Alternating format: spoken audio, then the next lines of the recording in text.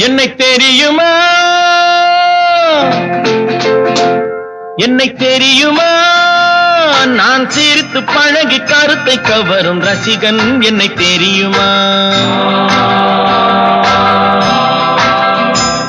உங்கள் கவலை மறக்க கவிதை பாடும் கவிஞன் என்னை தெரியுமா என்னை தெரியுமா நான் சிரித்து பழகி கருத்தை கவரும் ரசிகன் என்னை தெரியுமா உங்கள் கவலை மறக்க கவிதை பாடும் கவிஞன் என்னை தெரியுமா ஆஹ ரசிகன்